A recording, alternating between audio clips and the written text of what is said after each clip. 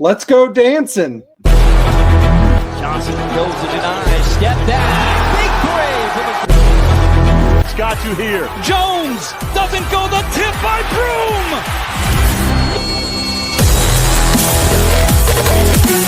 Up ahead, Harper.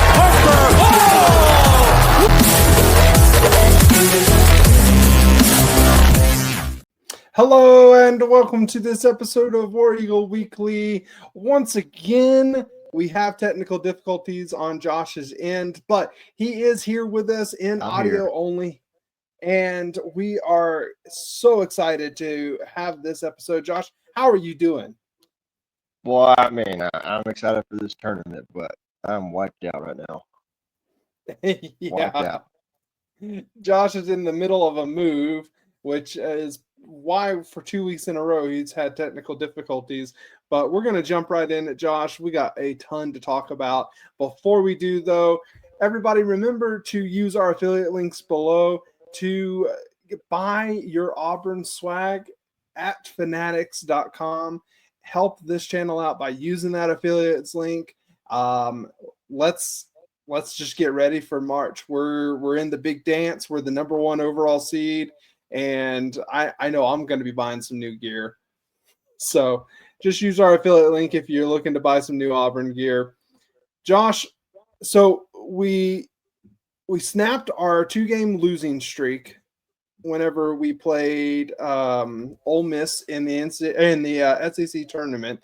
And honestly, I mean, it's one of those games where it was nice to see us come out with a W. It was very nice, especially since we dropped 2 of the last 3 before, 3 of the last 3 before Ole Miss. So I mean, it was really good to get that dub, but it's in a meaningless tournament. I don't put too much stock into our outcome in that tournament, but it was very nice to see the team come together and put together a solid game to get the dub. Yeah, and Johni Broome was really the one offensively. He was the main contributor because everybody else was having a pretty off game. Denver Jones finished with 13 points, was 5 of 8 shooting, and he looked a little bit more like himself. Still looked a little slow at times, but all in all, it was good just to get the W. Basically, I think the team needed to have their confidence back a little bit. Yeah, it was a good game for Johni Broome to get back in the groove and get his offensive game flowing again, and look like the Johni Broome we've come to know and love these past 2 seasons. So it was nice to see him come out and put together a complete game. Yeah, 23 points and 15 rebounds. He looked really good. He next up, though, we played Tennessee on Saturday, and things weren't as good. It was a game where I felt like Auburn was in control for most of the game. We didn't lead the entire game, but it felt like we were in control. What did you think, Josh? I never felt like we were in control. I felt like we kept it within arm's reach. Zakai Ziegler, though, just had himself a legacy game, it seemed like, in that game. And just nothing you could do would slow him down and stop him. And, we can only hope that magic ran out in the SEC tournament. But it's just one of those games, man. It sucked to lose, but at the same time, it's not something I cared about. And the thing is, so Johni Broome, again, 23 points, only 7 rebounds in this game. Really had a hard time with his free throws, though.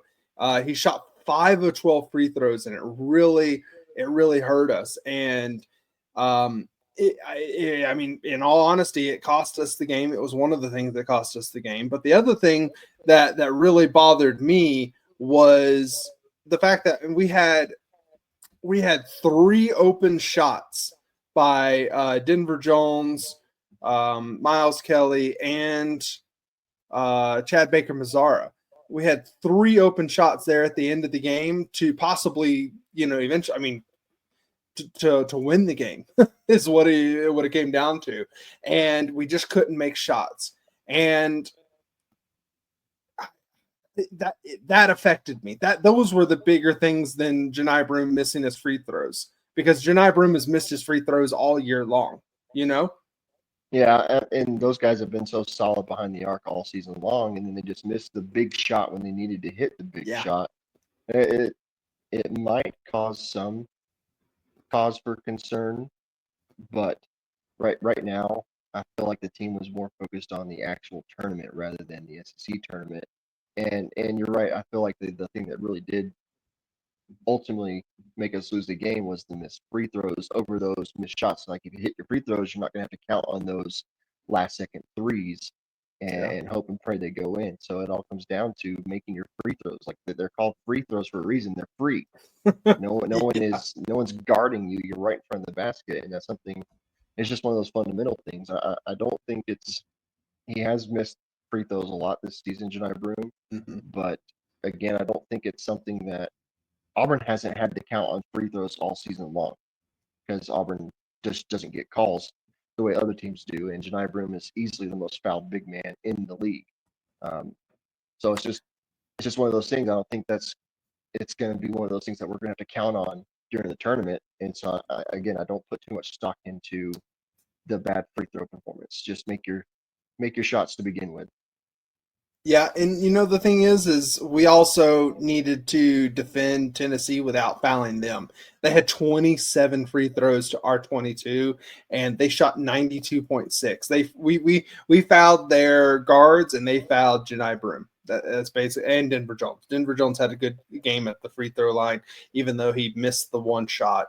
It ultimately didn't mean anything, his one missed free throw, but it was just one of those things where it just seemed like we did thing after thing after thing that prevented us from winning the game. But like you said, the tournament doesn't mean much, and our position was already locked up for the NCAA tournament. And in addition to that, we didn't have to play a slugfest game against Florida, who right now it just embarrassed Alabama the game before, and then pretty much handled Tennessee from tip to the end. And so I'm glad we didn't play that, because I feel like our guys would have exerted a little bit more energy to try to beat Florida after they beat us earlier in the season. So I agree. Yeah. It really didn't mean that much to me. Florida's the hottest team in the league right now. They really are. If they can keep this fired, they're going to make the Final Four with ease. Yeah. So with these recent struggles, is this something that we need to be a little concerned of? Do you think we need to be concerned with it? Well, I would be a little more concerned than I was earlier before the SEC tournament started, because now it's officially March Madness. The bracket's been revealed, and we know who everyone's playing and what the matchups are. So they have some time to shore up these shortcomings. Yeah, I'm not overly concerned, but it is in the back of my mind. And that's fair. The graphic here on the screen, Auburn falls to Tennessee in the SEC tournament. No team has ever lost 3 of its last 4 games prior to the NCAA tournament and then gone on to win the NCAA tournament.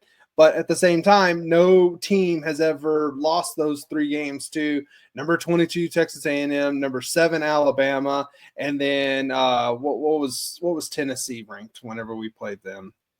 Let's see here, number 8. 5? Oh, number 8. Number 8. They're 8 seed. So wow. So we played really tough teams, and it was one of those things to where, yeah, I don't necessarily think it's that big of a deal either, because is what we really don't know how motivated this team was to win the SEC tournament after they had already won the SEC regular season. And Bruce Pearl was asked after the game if we were concerned, and it was funny because he actually responded, panicked was the question. Are you panicked? And he responded kind of funnily. He goes, yeah, we're panicked. We, this team is panicked for sure. Yeah. And some people didn't realize that he was being sarcastic, but a lot of people really did. He didn't seem too worried about it. And He'd have to be living And under a so, rock to not understand he was being sarcastic. yeah, I don't know. People hate Bruce Pearl. People hate Auburn, this team, and so I get it. They always try to throw stones wherever they can. Yeah, it's just Auburn culture. Yeah. So, well, after the Ole Miss game, Bruce Pearl actually did have a funny instance where he talked about how tough his guards are, and I'll just say what he said was that they're not wussies, and I actually could not believe what I heard whenever he said it. Is not what he said. And that's not what he said. No, I know it's not, but I'm just saying it was just one of those things where I was so shocked, and everybody else seemed to be as well. It was I thought it was hilarious, but I can see why some people had some problems with it.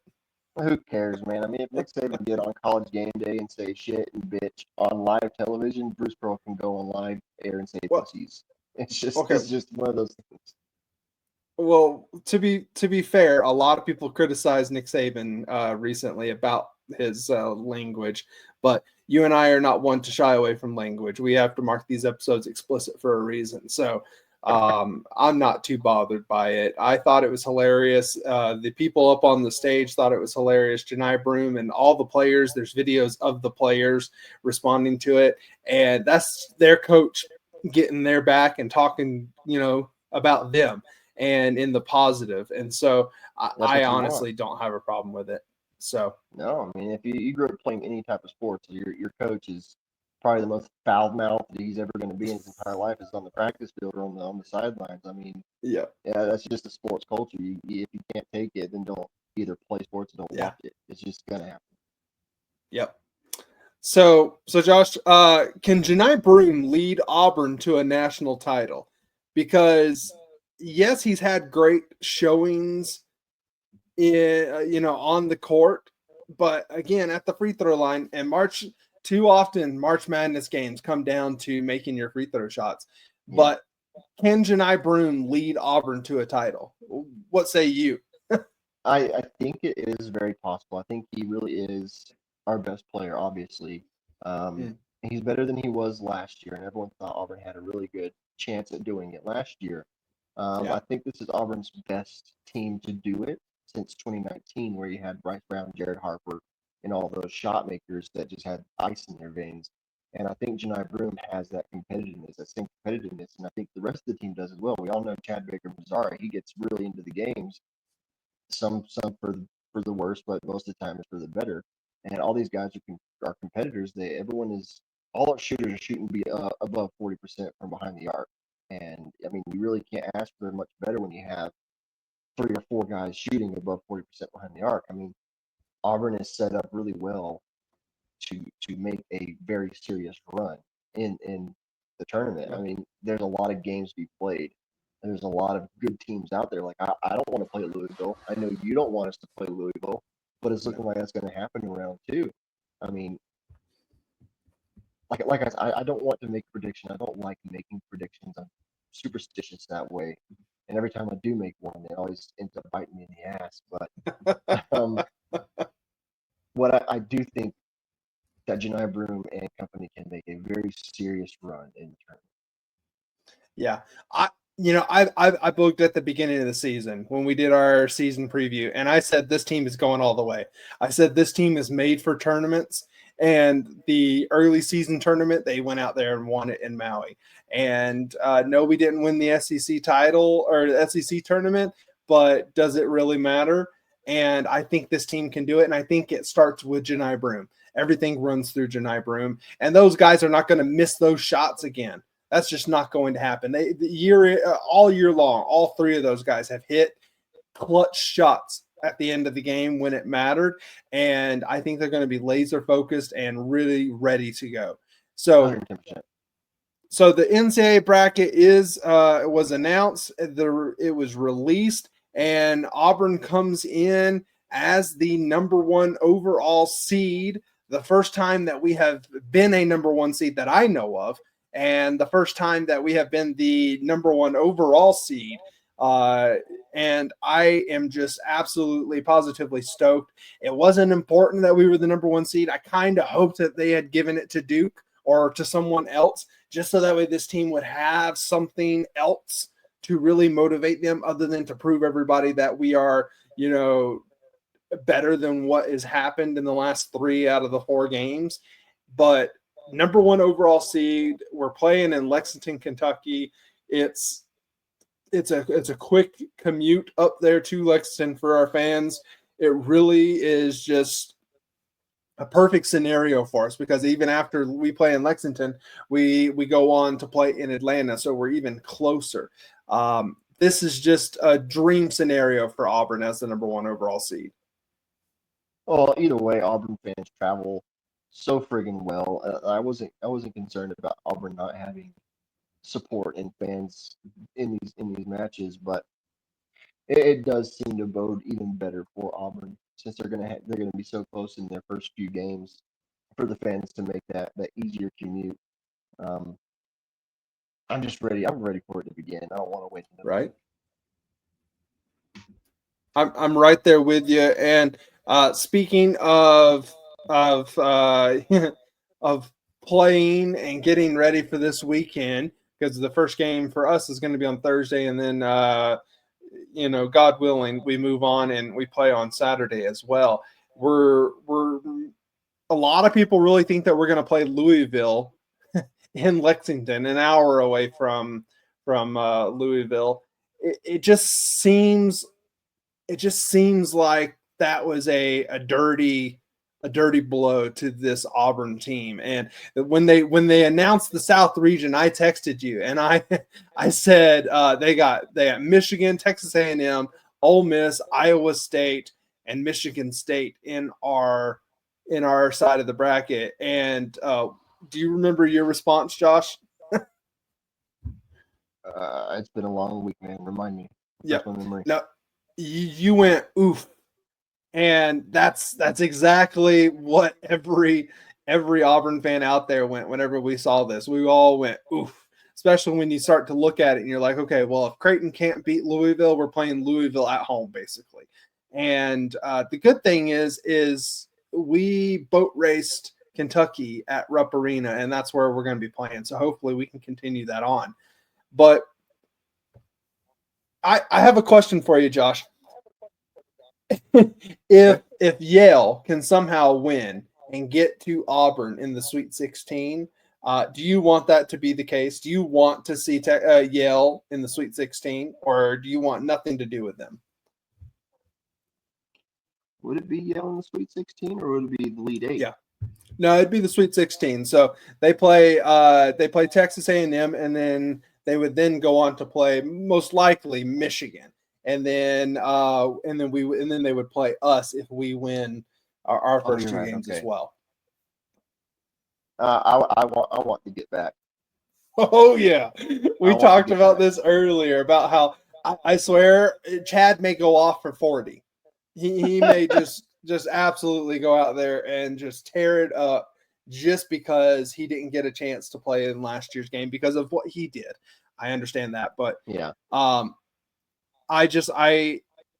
want Yale so bad. Plus, I also don't want anything to do with Texas A&M. Nothing. No, thank you. Yeah, I don't even want to chance it. Am I the only one that wanted Yale to be on Alabama's side of the bracket and have to play Alabama first round, or is that just me? You mentioned that, but I don't necessarily know if I wanted that, because at the same time, if Alabama did beat Yale, that would just be another thing that they could sit there and point to. We would never hear the end of it. And so I'm glad we don't even have to deal with that possibility. Now, if Yale somehow did beat Alabama, it would be it'd be the best thing ever. Chef's kiss. But I don't think it would happen, and we would never hear the end of it. So yeah, that's true. You got a point. All right, Josh. I know you said you didn't want to do a prediction because it comes back and bites you in the ass, but I got to hear a prediction for it from you. I need to hear what you're going to say. For our first game? No, for the tournament. Where are we going? Shit. How far are we going? I want to stay humble and say Sweet 16, but I feel like this year is definitely championship or bust. Well, Josh, I started the year booging. I'm going to end the year booging, baby, until I'm proven wrong. I'm booging. Wrong for your last 4 games, Cameron. I don't care. We're going to the national title, and we're going to win this thing. We're bringing it home. Who are we playing the title? Oh, man, I'd have to pull up. Let me pull. I don't even know who's on that side of the bracket. I'd have to pull it up. Give me a second. That is, oh man, I cannot. Yeah, Duke, trying to Clemson, Houston. I think Alabama's on that side of the bracket. If we get an Iron Bowl in the national championship, I think that would just be peak basketball. Okay, I believe I had Duke. I believe it's going to end up being Duke. I'd like our get back on that too. At least we ain't got to deal with Pat Adams. Yeah, so ready for him to be gone. I'm so excited for that. Bro. So, but I also wouldn't be opposed to having an Iron Bowl national title because that would just be awesome, amazing. So settle the score. Yep. So, well, Josh, I'm going to remind the people once again, when you're buying your Auburn swag and you're getting ready to buy it, make sure you use our affiliate link below. Go to fanatics.com, buy all your new gear. And once we win the title, buy your gear from Fanatics. Use our affiliate link. Help us out if you can. And, hey, Josh, I know the people can't see you, but War Eagle, man. War damn going Eagle. All the way. Shock the world, man. Johnson goes to deny. Step back. Big play. It's got you here. Jones doesn't go. The tip by Broome.